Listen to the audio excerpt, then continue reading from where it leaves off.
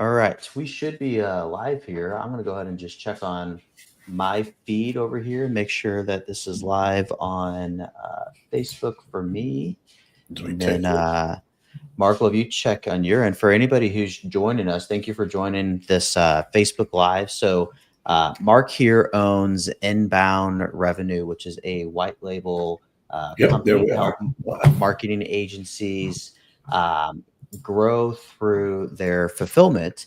And Mark and I chatted. Oh, I don't know. I think we hopped on and we're like, what? It's been like a month or so since we last connected. And Mhm. we're like, hey, there's a great way for us to collaborate and see how we can help support not only each other grow, but support our clients grow as well. And so the whole kind of idea of this live here is to really kind of help agency owners get an idea of, hey, I'm now going into, maybe you're just getting going in the agency world, or you've been in the agency world for a while, and you're looking at white label fulfillment and what that may look like to support your agency. But then you also may be looking to hire some remote offshore team members as well. And so what that may look like to support your agency as well. So I'll do a quick little intro of myself, and then I'll have Mark do one as well. So a little bit of background of me. I have an agency as well. We work with contractors, home service companies. I built my agency in the beginning off of using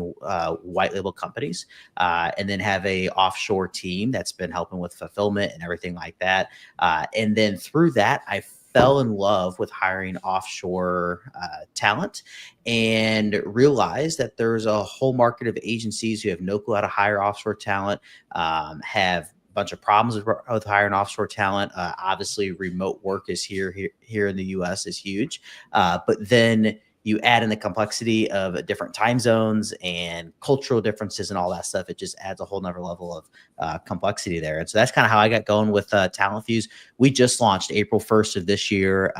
We are seeing some fantastic growth for the first quarter of the year. And so excited to see where the rest of this year takes us. But that's a little bit about myself and Talent Fuse. And Mark, why don't you go ahead and do a intro as well?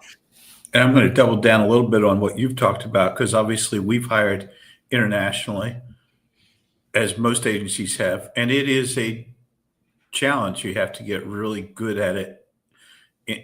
And it's always hard to hire people, whether you're hiring them live in your office in Yeah. an interview or whether you're doing it remotely, but doing it remotely internationally adds all sorts of complexity to the challenge. Yep. At Inbound Revenue, we do white label Google Ads. Been doing this for a while. I've been doing Google Ads for 2 decades, but as an agency, we've been doing white label Google Ads for 10 years now. And we really focus in on Google Ads, local service ads, and let other people handle the websites and Yeah. SEO and social and all that stuff. We have a lane and we stay right in our lane. And Yeah. I think the thing that we provide value, besides just doing the work and knowing what we're doing, which is huge, is just supporting agencies with some of the things that we went through today, where someone's like, hey, are my campaigns, good? Or I have this type of client, what type of budget should they have? To help people set up their clients for success and set themselves up for success. Because if you don't do Google Ads every day, you're Yeah. not going to know the answers to those sorts of questions. Yeah. Yeah, absolutely. Well, and it's one of those things that it is constantly evolving. Like I actually had a conversation with somebody the other day and they're like, "Well, what happens when like the VAs I hire through you are all like trained up?" And I'm like, how much has the marketing landscape changed in the last 6 months? Like, well, I mean, there's been a ton because of Chat GPT. And I'm like, so do you think your team members will ever like always be trained up? Because there's always something new to learn. Like Google's always changed the algorithm when it comes to SEO, when it comes to Google ads. And so like the fact that you guys are in your own lane, just focus on Google ads and local service ads is incredible because I also I'm connected with a lot of white label companies out there, and there's white label companies out there who do everything. They do all of SEO, all of Google ads, all of Facebook ads. They build websites as well. And if you are then spread between all those different areas, it's hard to be kind of like that subject matter like expert on there. And what I think is beautiful about the white label side of things is you have so many more clients that you're working with than an agency may have because you have multiple agencies you're working with, and so you can see things from an even broader point of view because of that angle. And so you can test different things on different campaigns. Say, hey, this worked on this campaign for this one agency partner of ours, so now let's go try this in this campaign as well. Yeah, you get a broad array of, we're not niched down. We're niched down to agencies, but we're not Mhm. niched down to like we just do, Yeah. chiropractors or something. So you do get to see a lot of things. People ask me, have you worked in this niche? I'm like, if there's a niche, you know, I've worked in it at Right. some point or another. And speaking to changes, they occur. Not only, are there changes to the approaches you have to take, but 2 weeks ago, you go in and there's like whole new conversion tracking. Like what? Come on, man. Yeah. Or they change or just change the interface. And you're Yeah. trying to figure out where to click. Like I have muscle, memory of where to Hmm. click on everything, and they keep doing little improvements. Yeah, absolutely. It's crazy how much things change, and um it feels like it's every hour lately with everything in terms of the marketing world. So Ark, I want to kind of dive into there's a couple different problems that a lot of agencies solve. One is actually, or they have, is lead gen, getting business in the door. But then a lot of the issue is fulfillment aspect. Oftentimes people get into the agency world because they worked for an agency or they figured out they found some course Mhm. online on like how to make money with digital marketing. You can open up your own agency, blah, blah, blah, and they go to do it, they sell their first client, and then it's like, oh shit, what do I do? Like, how do I fulfill this work? And so then oftentimes they then try to fulfill the work themselves, or they can then leverage like a white label company like you. And so from your perspective, when it comes to the fulfillment aspect with agencies, like what is like one of the most commonly like common issues you see of agencies who try doing it themselves, try doing it in-house, or maybe from like you've had clients come in that have worked with other white label companies, and here's what other companies have done wrong and like what you guys do differently.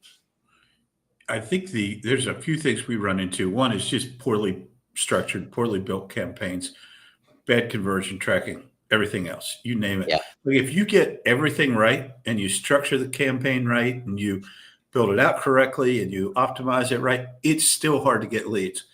Yep. It still can be hard to get leads sometimes. I mean, at the cost, that the number of leads, the cost per lead, it's still challenging Yeah. to get it to work. You build it all wrong right from the get go, then I feel like you've just shot yourself in the foot. And we see that all the time. I saw it 3 or 4 times today in accounts that people brought to me. And I'm like, well, Yeah. we just have to pull out the dynamite Yeah. and start over. Or there's the whole, we've had this client for 13 months. No one's touched this campaign in 13 months. Yep. That's an issue. And then I think the other thing you talked about it is the person who just sold something. I see those posts on Facebook. I just sold SEO. What do I do? Uh, like, well, stop selling SEO if that's your next question. And then the other thing is people selling things at less than what it really costs to do it, so they don't leave themselves margin. Yep. Yep, absolutely. You know, it's one of those things like when I first sold my first SEO client with my agency was a lawn care company in Mhm. Kansas City. I built their website and I like reached out to them. I was like, "Hey, I'm wanting to go down this aspect of like my business. Like, would you guys be open to giving me a chance?" And I just was transparent. I found a white label company. It's going to fill the Mhm. background, all this stuff. And it's like I did it differently. I found the white label company first, and then I went to go sell at that point. But you're right. A lot of people they then post in these Facebook groups and they're like, "Hey, I just sold this. Like, how do I do the work now?" And it's like I feel bad for the person on the other end who just got sold on that, and they have no clue how to fulfill the work as well on there too. Or they sold it at the same price as what a white label agency Yes. charges. That's a Yes. challenge. Or one of the things with working with any white label company, whether it's web design or social, is find out and leverage their methodologies, their practices. It might not have lined up with exactly what you sold, because most white label agencies have a certain way they like to do things. We have Hmm. a certain way we like to do things so they're scalable, repeatable, Yep. etc. So leverage that. If you have a white label web design company that has a portfolio of websites on a third party site, then you can just point to that and say, here's some of the work that we've done. Yep. Yeah, yeah, exactly, and that's honestly that's a good point there. That's a lot of how I got going was, like, a lot of the case studies that I had to provide or think that was a white label company on the back end fulfilling the work. It was that team doing it. So you could then give out those as like, here's the resources and everything of like the results we've achieved and everything. And I had a couple times where somebody asked like, was this your work or was it somebody else's? And like, hey, we use a white label company on the back end. Like this is theirs. Like, That's and it's interesting. A lot of and people it's don't catch on to that. yeah, and Uh, so it's just like the honesty and transparency. I think we're gonna probably catch on to it more and more nowadays with like ChatGPT and AI. Like somebody could easily just like paste that into ChatGPT and be like, "Do you find this on the web? Like who else has this on the web?" Like that's probably a great way to like figure out all this of all those different things. So, but yeah, it was definitely interesting a few times that I got that on my end there. So you mentioned I want to touch on you mentioned like there's campaigns that like they haven't been touched at all in 13 months. For those who are listening, you don't own an agency. There is change log history inside a Google ad campaign. You can see who changed it, every single time it was changed, what was changed. And so if you're paying for somebody to manage your Google ads, make sure that there's actually being work changed out every couple of weeks or so on the campaign. But then one of the other things you mentioned was the aspect of like, there's different ways that a website was built. And just because you're running ads, it can be hard to get leads as well. mhm. What a lot of people don't realize is sometimes people just throw up an ad and they drive that ad or that ad campaign to the homepage of a website All the time. and then there's no buttons, there's no call to actions, there's no way to capture information on a site. And so oftentimes the ads could be performing well, but your website is built like crap. And so then it's not converting correctly. So do you guys also go in and then like build out like one of the most common CRMs is go high level. So you guys then build out landing pages and go high level where it's like very targeted towards whatever that ad copy is? Do you build it on their websites? What exactly does In all in our that entail? perfect world, like we have a productized service that we call Fast Launch. It's built in a high level Okay. landing page. And sometimes people come to you and say, "Hey, I built a landing page. Can I get a better deal if we use mine?" I'm like, "No, I'll actually like charge you more because Yeah. it's going to be, first of all, I don't know if it converts. I can't test it. B, I'm not connected to it. It's not in my systems. I can launch something in, very short order Yeah. using all my systems. Now Right. we have solutions for that, but we have to figure out what the scope is because you do Yep. get people and you get people that have, agencies have set them up with their own high level and things. And then you're like, well, how do we handle this? Because you don't want to give away the secret sauce. Yep. And you also don't want to manage in 37 different accounts. Yeah. Yeah. Absolutely. Absolutely. So when it comes to like we've talked through kind of like the fulfillment aspect of white Mhm. label Google ads and all that stuff. I imagine as a white label provider, you deal with a lot of churn, not because of Mhm. you necessarily, but probably because of like expectations that were or were not set It's a correctly churn by the business for sure. agency. It's definitely like a churn Mhm. business. That was something like when I was going to launch talent fees, like everybody who I knew in the agency world and the white label world was like, protect yourself from the churn. Like you just got to account for churn because that's unfortunately what happens a lot in the agency world. But when it comes to, I think of a lot of it probably sometimes has to do with the relationship between the agency and the white label company and in terms of communication back and forth. So what problems do you see between like some of the relationships you've had in the past or maybe even currently at inbound revenue of like communication issues, things like that that have then been a result of churn that could have been corrected in other ways? Yeah, that's a great question because you never know exactly what the correct balance is. We use Yeah. Slack. and we pull Okay. people into Slack, and that seems to be a very easy, productive way to communicate versus emails where things are getting lost back and forth. Yep. Where with direct clients, when we have some of those, we'll typically have to use email. And that's where someone says, well, I said this. And then you've got to dig back 3 months through, Hmm. a string of emails to try to figure out what was really said. So we use Slack a lot. I Okay. think the main thing comes in like we're going to do our job. We give you access to everything that's going on. We will communicate as much as you want to. We're not Yeah. going to willy nilly just like send you stuff all the time. Yeah. So it's Yeah. like we have our heads down working. So Yeah. we're not going to Yeah. send you a lot of stuff. But if you ask for anything in particular, or you have a request, or the client has a request, the biggest issue really comes if you have a super engaged client. They have a Hmm. super engaged client, and then they're hitting, your agency partner up, and then they're coming. So you have that Yeah. flow.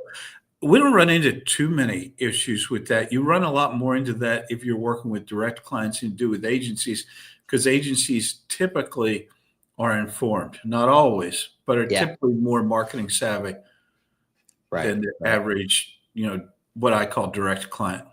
Yeah, absolutely. Yeah, and I even think about like when we were doing white label, like the white label company we were working with, we were all in Slacks, like the communication was fantastic there. But one of the things that I often caught myself into before I basically brought on somebody to like monitor all of this Mhm. was I was constantly having to then go check the work of the white label company, making sure this Mhm. was done correctly, that was done correctly, all those different things. And unfortunately, one of the white label providers I was using, like a lot of things were slipping through the cracks. So I was having to constantly go through and look at things and all that Mhm. stuff. And so what happened there is, as the founder of an agency, I was constantly getting pulled back into fulfillment, even though I was depending on a white label company to handle the fulfillment because I wanted to make sure that my clients were getting the results they deserved. Right. Understood. And Mhm. so then what happened is I was basically getting pulled over here where I then couldn't go sell more work because I was, having all these communications and then I was meeting with clients and all this stuff. And so what a lot of people need to do, and that's part of the reason why like I launched Talent Fuse was like once I figured out like the delegation matrix, like, oh wow, this is cool. You can plug in these people in these places and Mhm. everything is as the agency owner, you don't have to be or honestly shouldn't be in those Slack channels with people like inbound revenue.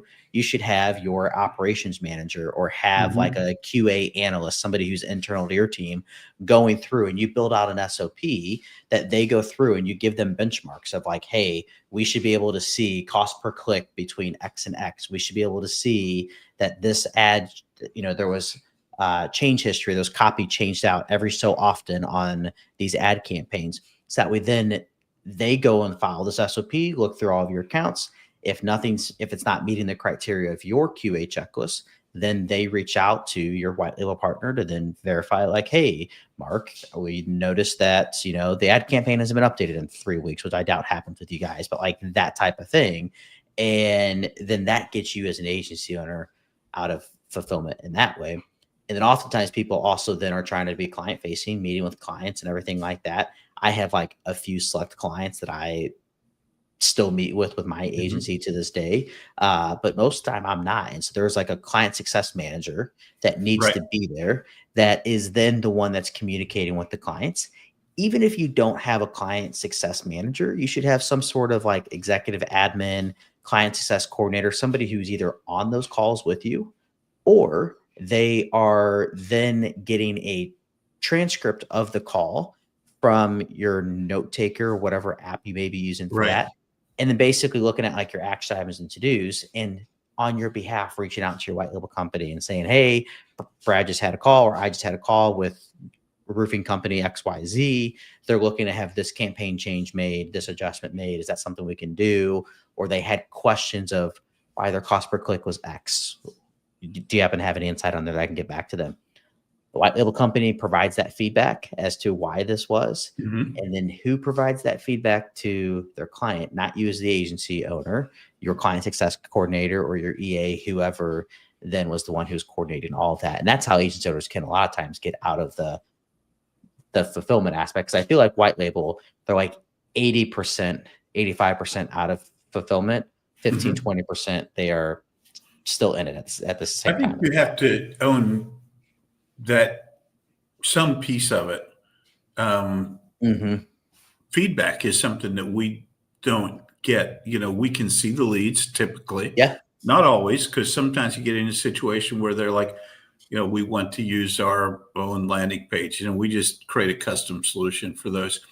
Then you don't see the leads, but typically Okay. we'll see the leads, but you may not get feedback on whether things are closing, what their sales process is, how the client's feeling. So those are all issues, and you're not managing client expectations, which is a challenge, because those client expectations, as you know, have to be started to be met on the launch, in the sales process, not after Hmm. Yep. 3 months into it. Yeah. Yeah, absolutely. So let's talk a little bit about that sales process. So obviously, I don't want you to share your prices and all that stuff, but Well, we uh, have most of the prices right on the website. oh, So perfect. So but when it comes to like an agency owner selling Google Ad Management or local service mhm. ad management, um, what should they be pricing that at? Like I see all types of different models out there. You pay a flat rate, you get a rev share of like the ad spend that was Mhm. invested each month. Like what's typically the best there? Well, the easiest is a flat rate, of course. I've seen flat rate plus a percent of ad spend. That Hmm. seems to be fairly common as well. I would say flat rate is the most common one. You just have to get that flat rate right. Yeah. Lots of times, if you're an agency, like I see you're wearing the seven-figure shirt, if Yeah. you're an agency that's offering a bundled package, you can kind of, who knows exactly what you're paying for Google Ads, because you're paying for Google Ads, SEO, social, and whatever web updates all in one Right. monthly package. Um, but on a larger account, you might have or a larger spend account, you might just have a percentage of ad spend type of thing. Yeah. I like to lock into a percentage, into a flat rate, even if we're doing a percentage of ad spend. Hmm. And unless that ad spend changes significantly, it's just easier because who wants to go back at the end of the month and look at your exact ad spend, and then it motivates Right. me to spend more money if I'm Right. getting paid based on how much I'm spending. Yeah. So I like to look at, if someone's spending 20,000, and we'll just pick a percentage of ad spend. And unless it varies a lot, we'll Yeah. stay right there. Yeah, and there's a point in which you are spending ad dollars just for repeat marketing, and that the same amount of leads that you would get spending $1,500 a month, you'll get spending a grand a month or 2 grand, like depending on where you're at in terms of Mm. the season of the year, Right. location, industry, all that stuff. And so then it's like if you do the ads spend aspect of things, you are given a incentive to go spend more when there's no guarantee and there's no data to prove that you're going to get more leads sometimes in that case as well. And if you're at the, $2,000 budget, you don't want to do a percentage of ad spend. You want to do a flat rate at that Yeah. point. If you're over 10 is usually when we start looking at, because typically if you get over 10, you have a more involved client. Maybe they're targeting multiple areas. You know, you just have a more, I don't want to say serious, but you probably have a little more work involved if you're at Mhm. over 10. Yeah, absolutely. Absolutely. So, Mark, with the aspect of generating business into agencies, I find it comical. I was there. And even now with Talent Fuse, it's like, what's the best way to like get leads generated? Doing things like this Facebook Live are great for us Mhm. to, generate leads and everything for Talent Fuse. If not generate leads, at least build like brand authority and everything like that. But oftentimes, a lot of times, agencies have a hard time actually getting leads in the door for their Isn't that the agency, funniest thing? Yeah. which is ironic. But I think a lot of it is like even for me, like when I went into the agency world, it was I left that job too soon Mhm. And I was used to getting those referral word of mouth leads, just like a home service businesses or whatever. Right.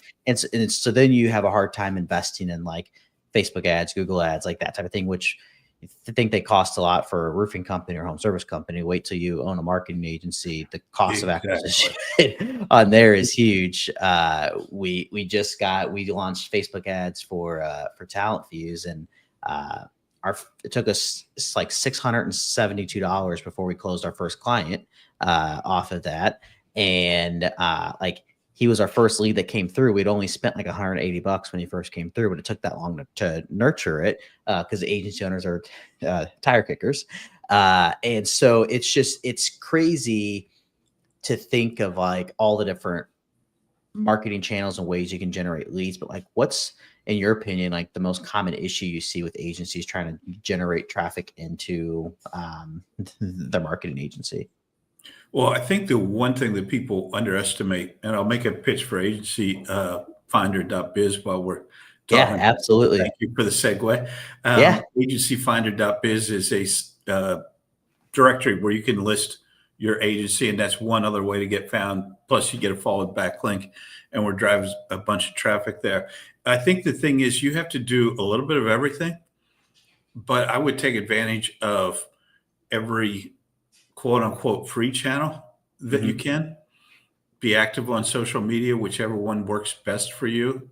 If you can do YouTube, do YouTube. Yeah. It varies because we're reaching different audiences, depending on what you Yeah. do. Maybe you serve a local, if you're local and most of your clientele and you're a generalist agency, then you get out to the BNIs and you get out to the chambers and you get out to Yep. that stuff. If you are a niche, then you've got to join an association. You've got to go to the Hmm. shows, and you've got to, do cold email and cold Yep. calls and video. But as far as what's been most effective for me is things like this, Yeah. literally just visibility, Yep. talking a lot, posting a lot, Yep. creating a lot of videos, and trying to be helpful when people, have a question. Yeah, absolutely. And I think that's the key, like trying to be helpful when people have a question, like always providing value.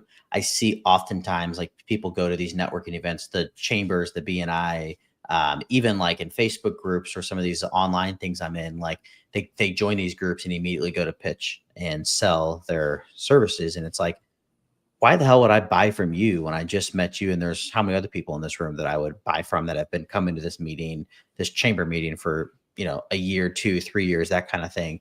And so oftentimes people get it mixed up where they try to go in for the sell first. And it's like, no, you need to go in and provide value first. And you provide value first, the sale will come second. And so when you're going in, I see Facebook groups all the time, people commenting like, I can do a logo for you. I can do a website for you. Like, all that stuff rather than posting like your spam of the services you offer in a Facebook group. Like Right. l- use a little search function and search like Wix or WordPress or website or leads or whatever keyword you think might help find you your ideal client, and Mhm. add a comment to their post and provide value to them. Maybe even if you don't have a YouTube channel at all, go find a YouTube video and DM them a Facebook message that says, "Hey, I saw your post in X group. I found this video on YouTube, which might be helpful."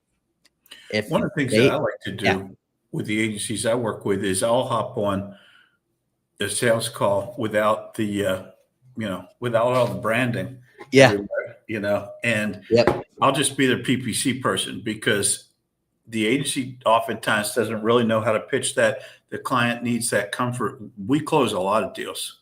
I mean, when I hmm, say we, I mean, I help close a lot of deals for agencies because I can actually speak well to yeah, the issues, the questions that it's not their fault. It's just if you don't do this yeah, stuff every day, you don't know how to answer those questions. yeah, yeah, absolutely, yeah. It's like you have to kind of like walk the walk to talk the talk type thing, and so like that's exactly kind of what you do when you hop I think on. the And other thing is relationships, which goes back to what you talked about was providing some value. Do I drop, if someone says, "Hey, I need help with this. Can you yeah, help me with this?" Then I'll drop a link, yeah, and say, yep, "Yeah, I can help you with that." But if they're saying like, I've got a general question about how this works, I'll jump in.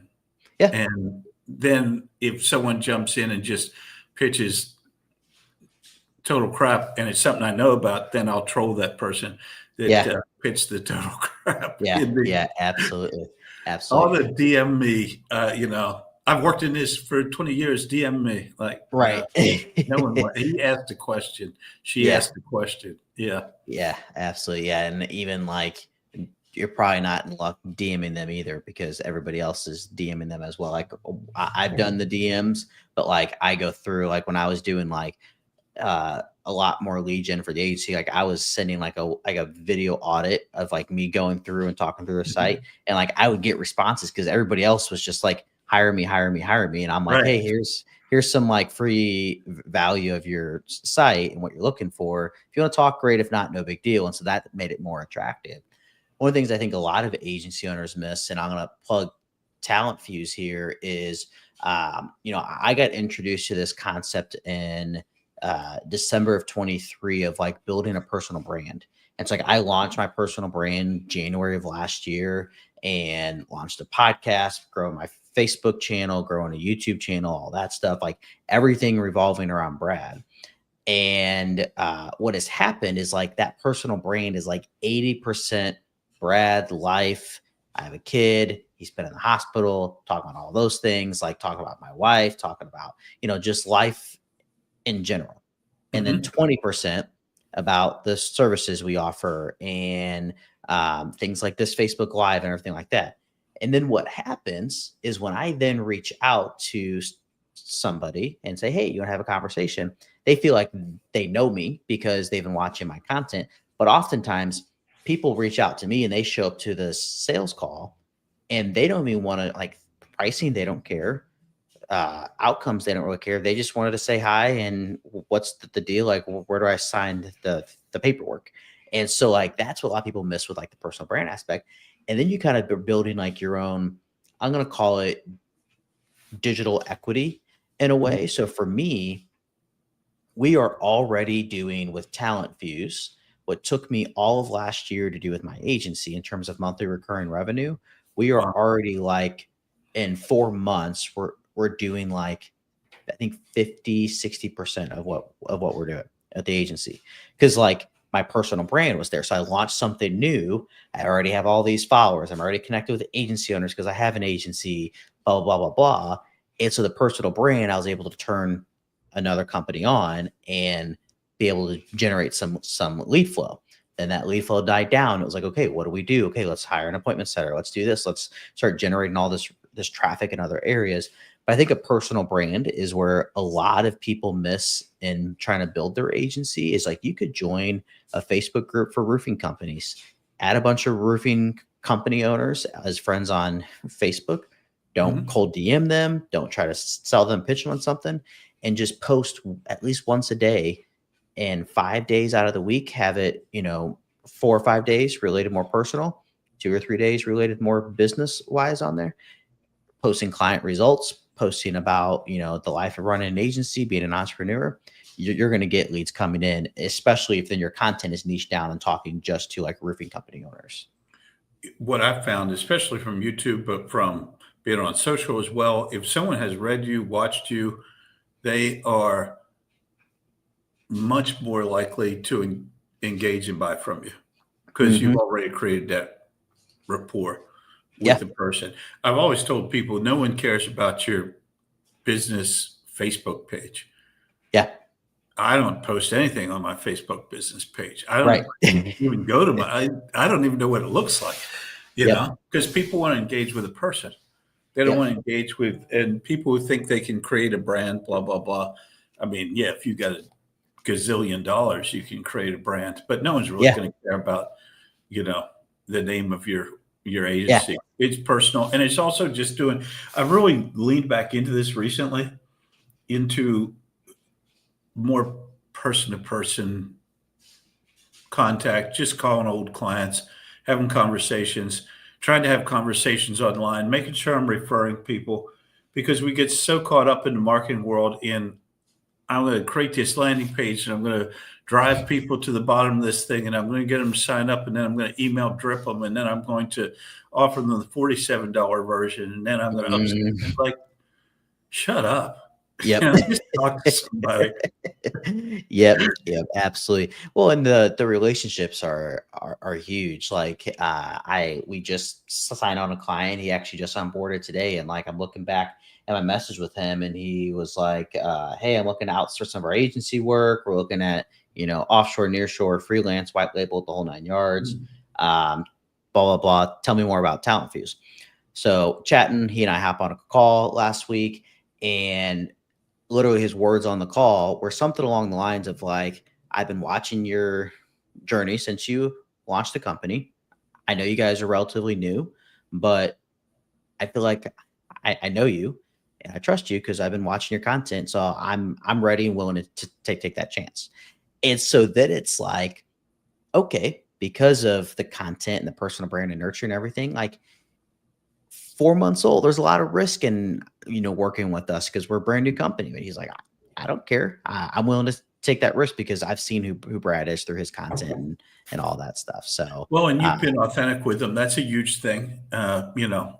Trying to be as authentic as humanly possible. yeah, And, speaking of Talent Fuse, people often underestimate the challenge. I've owned businesses offline before there was an online, and I've been in corporate and I've hired a bunch of people and I've had a bunch of people work for me, and it's challenging every single time.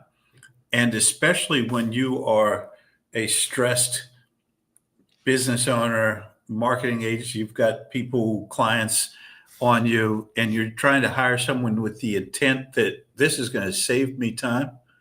You really need someone like Talent Fuse on your side to right. do that, because you're probably not going to get it right first time. You're probably not going to Yep. get it first three times, Yeah. Yeah. and you cost Absolutely. yourself.